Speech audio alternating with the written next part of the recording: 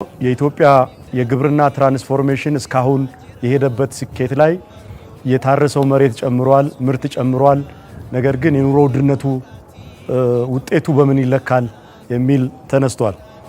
በእርግጥ የኢትዮጵያ ግብርና እድገት ዓለም የመሰከረለት ዓለም አቀፍ ተቋማት የዓለም የእርሻና የምግብ ድርጅት ፋኦም ኢትዮጵያ በምግብ ራሷን ለመቻል በምታደርገው ጥረት የፋኦ አግሪኮላ የተባለ ሽልማት የሰጠበትና በርካታ ሀገሮች የኢትዮጵያን ልምድ የኢትዮጵያን ተሞክሮ ለመቅሰም ወደ ኢትዮጵያ የሚመጡበት እንደሆነ ሀገር ያወቀው ፀሐይ የሞቀው ሀቅ ነው። ባለፉት 5 ዓመታት ብቻ በእርሻ ሲታረስ የነበረው 14 ሚሊዮን የነበረው መሬት በድግግሞሽ ማለት ነው የበልግ የመስኖን ጨምሮ ወደ 32.5 ሚሊዮን ሄክታር ማድረስ ችለናል።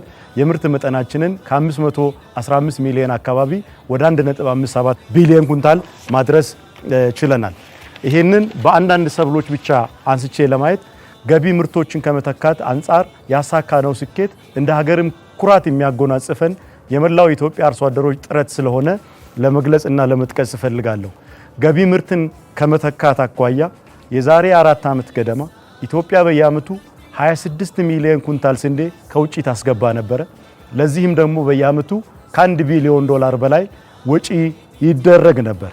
ያ ማለት ቡና ሸጠን የምናገኘውን የውጭ ምንዛሪ መልሰን ስንዴ ገዝተን የምንበላበት ሀገር ነው የነበርነው።